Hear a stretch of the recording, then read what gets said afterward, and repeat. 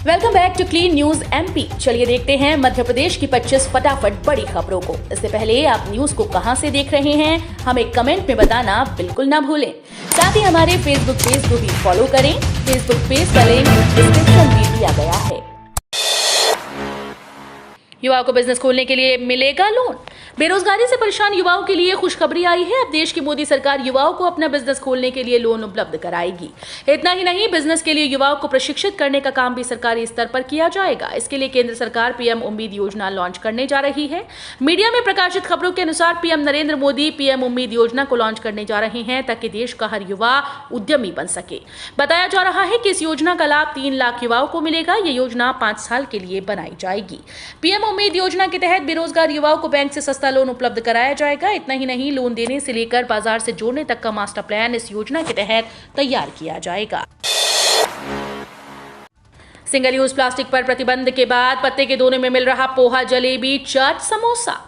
पर्यावरण और सेहत के लिए घातक सिंगल यूज प्लास्टिक पर 1 जुलाई से देश भर में प्रतिबंध लग गया है। भारत सरकार द्वारा उठाए गए सकारात्मक कदम के परिणाम धीरे धीरे सामने आने लगे हैं। संस्कार थानी जबलपुर में भी दुकानदार सिंगल यूज प्लास्टिक से तौबा करने लगे हैं। कुछ जगह दुकानदार प्लास्टिक की प्लेट की जगह परंपरागत पत्ते के दोने में पोहा, चाट और समोसा परोस रहे हैं। वहीं कुछ चाय और लस्सी सेंटर सिंगल यूज प्लास्टिक की जगह कुल्हड़ और कागज के गिलास में चाय, कॉफी और लस्सी दे रहे हैं। सब्जी, फल और दूध वाले भी ग्राहकों को घर से थैला बर्तन लाने का आग्रह करते देखे जा रहे हैं।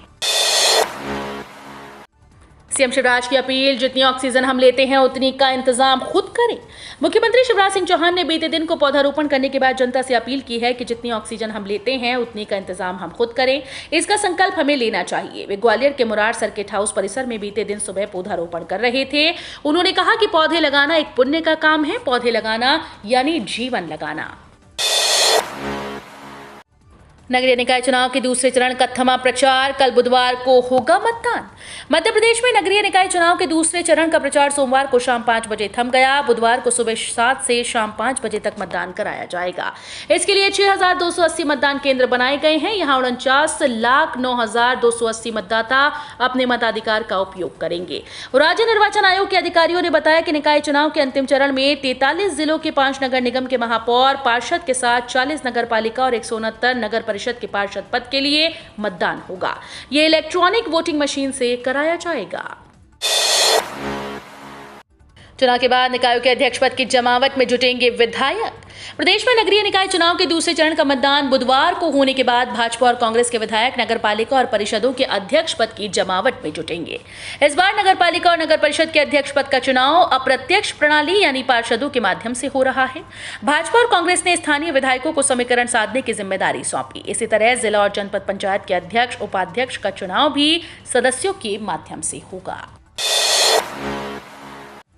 राष्ट्रपति पद की प्रत्याशी द्रौपदी मुर्मू 15 को भोपाल आएंगी। सांसद विधायकों से करेंगी मुलाकात।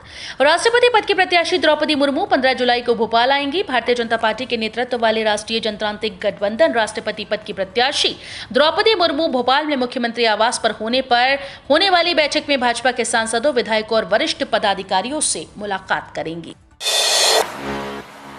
प्रदेश के आपदा संभावित क्षेत्रों में 280 डिजास्टर रिस्पांस सेंटर बनाए।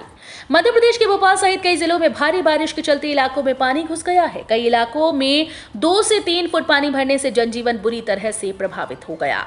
इसको देखते हुए गृह मंत्री नरोत्तम मिश्रा ने सोमवार को state disaster emergency response force और होमगार्ड के प्रबंध कार्य की समीक्षा की। गृह मंत्री नरोत्तम मिश्रा ने state disaster emergency response force और होमगार्ड के प्रबंधन कार्यों की समीक्षा करते हुए ये निर्देश दिए कि जीवन अनमोल है। आपदा की स्थिति में जीवन सुरक्षा के लिए हम कोई कोर कसर नहीं छोड़ते हैं। कम मतदान के कारण व बूथ्स पर कार्यकर्ताओं की कमजोरी का पता लगाएगी भाजपा। प्रदेश के नगरीय निकाय चुनाव में कम मतदान ने भारतीय जनता पार्टी की चिंता बढ़ा दी है। राज्य निर्वाचन आयोग और प्रशासन पर मतदाता पर्ची न बांटने का ठीकरा पार्टी के नेता भले ही फोड़ रहे हैं, लेकिन असलियत वो भी जानते हैं कि संगठन की ये बड़ी असफलता है। पार्टी इसकी तह में जाकर ये पता लगाने की कोशिश कर रही है कि आखिर संगठन के कार्यकर्ता, बूथ कमेटी के पदाधिकारी और प्रत्याशी मतदाताओं को घर से निकालने में क्यों असफल रहे। 4 वेदर सिस्टम एक्टिव, 33 जिलों में भारी बारिश का ऑरेंज अलर्ट जारी, बिजली गिरने की भी चेतावनी। आज 12 जुलाई को कम दबाव के क्षेत्र के आगे बढ़ने से बारिश की गतिविधियां फिर से तेज होने वाली हैं। वर्तमान में 4 वेदर सिस्टम एक्टिव हैं, जिसके चलते प्रदेश भर में लगातार गरज चमक के साथ भारी बारिश का दौर जारी है। एमपी मौसम विभाग वहीं 5 संभागों और 6 जिलों में बिजली गिरने और चमकने को लेकर भी चेतावनी जारी की गई। एमपी मौसम विभाग के अनुसार जिलों में गरज चमक के साथ बिजली गिरने और चमकने की चेतावनी जारी की गई है। मध्य प्रदेश में 21 साल के युवा बन सकेंगे नगरपालिका व नगर परिषद के अध्यक्ष, राज्यपाल को भेजा प्रस्तावित अध्यादेश। मध्य प्रदेश में नगरपालिका व नगर परिषद का अध्यक्ष 21 या उससे अधिक आयु के युवा भी अब बन सकेंगे। शिवराज सरकार ने मध्य प्रदेश नगरपालिका विधि में अध्यक्ष की पात्रता आयु में संशोधन करने का निर्णय लिया है। इसके लिए बीते दिन को अध्यादेश का प्रारूप मुख्यमंत्री शिवराज सिंह चौहान के अनुमोदन से राज्यपाल मंगूभाई पटेल को अनुमति के लिए भेजा गया है। अब बिना पैन, करंट और लोन खाता खोलने पर लगी रोक, नहीं चलेगा फॉर्म 60। आयकर के स्थायी खाता संख्या पैन के बिना बैंक किसी भी तरह का करंट या लोन खाता नहीं खोल सकेंगे। केंद्रीय प्रत्यक्ष कर बोर्ड ने बिना पैन नंबर दोनों तरह के खाते न खोलने का निर्देश बैंकों को दिया। खाता न खोलने का निर्देश बैंकों को दे दिया गया है। बैंक ने भी इस पर अमल करते हुए तुरंत प्रभाव से रोक लगा दी। फर्जी कंपनीज और फॉर्म बनाकर आयकर चोरी रोकने के उद्देश्य से यह कदम उठाया गया है। सीबीडीटी ने बीते दिनों एक सर्कुलर जारी कर सभी बैंकों को इस बारे में निर्देश दिए हैं।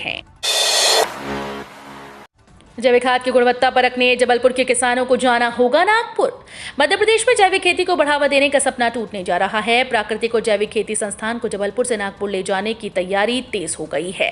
केंद्रीय कृषि मंत्रालय ने इस संस्थान को 30 जुलाई तक बंद कर अपना नागपुर ले जाने का आदेश दिया। जबलपुर के जनप्रतिनिधियों से लेकर प्रदेश के कृषि मंत्री का संस्थान को शहर से न जाने का आश्वासन भी कृषि मंत्रालय के आदेश को न बदल सका।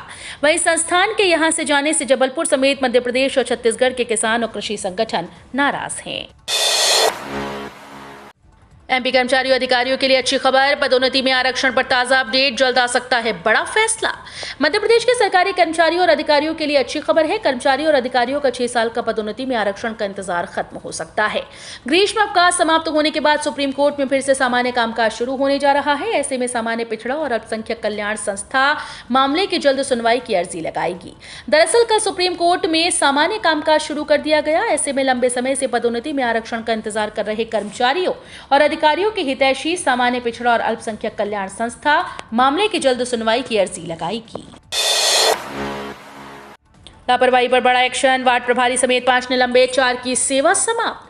मध्य प्रदेश में लापरवाही पर एक बार फिर से बड़ी कार्रवाई की गई। मुरैना कलेक्टर और जिला निर्वाचन अधिकारी बी कार्तिकेयन ने मतदाता पर्ची वितरण मामले में लापरवाही बरतने 2 कर्मचारियों वार्ड क्रमांक 12 के सहायक ग्रेड 3 अनिल शाक्य, वार्ड 25 के एआरआई नरोत्तम पेचोरी को निलंबित कर दिया। वहीं 4 कर्मचारियों वार्ड क्रमांक 32 के लिए एआरआई रामकुमार कुशवाहा, सहायक ग्रेड 3 अखिलेश श्रीवास्तव, वार्ड क्रमांक 20 के लिए उप स्वास्थ्य पर्यवेक्षक शिवम उपाध्याय और वार्ड क्रमांक 13 के लिए उप स्वास्थ्य पर्यवेक्षक नीरज सिकरवार का वेतन 2-2 दिवस का काटने के निर्देश दिए।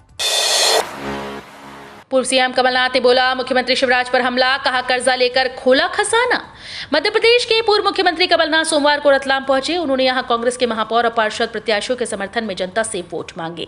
कमलनाथ ने रोड शो किया और रतलाम के बुद्धिजीवियों और उद्योगपतियों से चर्चा कर विकास का विजन मांगा। इस दौरान बीजेपी पर बरसने से भी वो नहीं चूके। उन्होंने कहा कि बीजेपी की शिवराज सरकार प्राकृतिक संसाधनों का लाभ नहीं ले पाई, टैलेंट होने के बावजूद इसका लाभ नहीं ले पाई। मंत्रालय तक भ्रष्टाचार की व्यवस्था बनाई गई। उन्होंने कहा कि चिंता की बात यह है कि बीजेपी सरकार ने खजाना तो खोला लेकिन कर्जा लेकर। अग्निपथ योजना को लेकर हुई बैठक में निरुत्तर हुई सरकार। राजनाथ सिंह पर विपक्ष ने कर दी सवालों की बौछार। विपक्षी सांसदों ने बीते दिन को रक्षा मंत्री राजनाथ सिंह से मुलाकात के सशस्त्र बलों में नई नियुक्ति योजना अग्निपथ के मुद्दे पर चिंता जाहिर की। कैबिनेट मंत्री रक्षा मामलों पर सलाहकार समिति की बैठक की अध्यक्षता कर रहे थे। इस दौरान भाजपा के 4 सांसदों समेत 12 सांसद बैठक में मौजूद थे। इस बैठक में तृणमूल कांग्रेस के सुदीप बंदोपाध्याय और सौगात राय, एनसीपी से सुप्रिया सुले, कांग्रेस से रजनी पाटिल, शक्ति सिंह गोहिल और मनीष तिवारी, आरजेडी से एडी सिंह और भाजपा से रंजनबेन भट्ट और राम भाई मौजूद रहे। किसानों के लिए बड़ी अपडेट, ये लाभार्थी योजना से बाहर, नहीं मिलेगा पैसा, जाने कब आएंगे 12वीं किश्त के 2000। पीएम किसान सम्मान निधि योजना के लाभार्थी किसानों के लिए महत्वपूर्ण सूचना है। एक तरफ जहां केंद्र की मोदी सरकार ने ई-केवाईसी और राशन कार्ड अनिवार्य कर दिया, वहीं दूसरी तरफ योजना के लिए नियम भी बनाए हैं। इसके लिए जो दायरे में आएंगे उन्हें योजना की किश्तों का लाभ मिलेगा और जो दायरे से बाहर होंगे उन्हें लाभ नहीं दिया जाएगा। ट्रेड इंडिया दे रहा 50 लाख रुपए तक का लोन, यूं मिलेगा फायदा। B2B market place trade India ने स्मॉल और मीडियम साइज कर्जदारों को 50 लाख रुपए तक का लोन देने के लिए पहल की है। इसके तहत कंपनी ने digital loan solution TI lending launch किया है। कंपनी की ओर से दी गई जानकारी के मुताबिक स्मॉल और मीडियम साइज एंटरप्राइजेस को पेपरलेस 50 लाख रुपए तक का तत्काल कमर्शियल लोन मिल जाएगा। मतलब ये कि डॉक्यूमेंटेशन का काम ऑनलाइन होगा। ट्रेड इंडिया ने कहा कि उसने लोन देने के लिए RBI लाइसेंस प्राप्त लेंडर्स के साथ भागीदारी की है। 40 की उम्र वालों को मिलेगा फायदा, हर महीने खाते में दिया जाएगा 1500 रुपए। परिवार में किसी को लेकर देखा जाए तो सदस्य की उम्र हो चुकी है 40 साल तो सरकार अपनी योजनाओं से लाखों लोगों को फायदा मिलना शुरू हो जाएगा। आपकी उम्र 40 वर्ष से अधिक कर दी है तो आपको केंद्र सरकार से 1500 रुपए प्रति माह मिलना शुरू हो जाता है। इसके लिए आपको अटल पेंशन योजना को लेकर रजिस्ट्रेशन कराना अहम होता है। अब तक इंडिया में करीब बात की जाए तो 4 करोड़ लोगों ने विभिन्न बैंकों के जरिए अटल पेंशन योजना में रजिस्ट्रेशन कराना अहम होता है। इस योजना से जुड़ने के लिए आपको ज्यादा कुछ करने की जरूरत नहीं, इसका प्रोसेस बहुत आसान माना जा रहा है। सहारा इंडिया उपभोक्ता के लिए खुशखबरी, अब 9% ब्याज के साथ लौटेगा आपका पैसा। सहारा इंडिया में लाखों लोगों के करोड़ों रुपए अटके हुए हैं। निवेशक पैसे के लिए सहारा कार्यालय की ठोकर खा रहे हैं। इस पर सरकार ने भी सहारा पर सवाल खड़ा किया। वहीं हाल ही में सहारा ने एक पत्र जारी कर कहा कि सारे पैसे सेबी के पास हैं। वहीं अब एक मामला कोर्ट में पहुंचा जिसके बाद 9% ब्याज के साथ पैसा लौटाने का आदेश सहारा को दिया गया है। पुतिन का जिक्र कर बोले रक्षा मंत्री राजनाथ सिंह, भारत दुनिया पर राज नहीं करना चाहता। रक्षा मंत्री राजनाथ सिंह ने कार्यक्रम में स्पष्ट करते हुए कहा कि भारत का दुनिया पर राज करने का कोई इरादा नहीं। रूसी राष्ट्रपति व्लादिमीर पुतिन की एक टिप्पणी का जिक्र करते हुए राजनाथ सिंह ने ये बात कही। आर्टिफिशियल इंटेलिजेंस के बढ़ते प्रभाव को लेकर बोलते हुए रक्षा मंत्री ने कहा कि मुझे कुछ समय पहले पुतिन की कही एक बात याद आ रही है। आप सभी जानते हैं कि रूस तकनीकी रूप से एक एडवांस देश है। साइंस और टेक्नोलॉजी के क्षेत्र में रूस धीरे धीरे आगे बढ़ा। एक बार आर्टिफिशियल इंटेलिजेंस को लेकर पुतिन ने कहा था कि जो कोई भी इस क्षेत्र पर दबदबा कायम करेगा वो पूरी दुनिया पर राज करेगा। रक्षा मंत्री ने कहा कि जिस तरह से ये क्षेत्र बढ़ रहा है उसे देखते हुए इस संभावना से इनकार नहीं किया जा सकता, लेकिन साथ ही मैं ये भी जोड़ना चाहता हूं कि भारत दुनिया पर राज नहीं करना चाहता।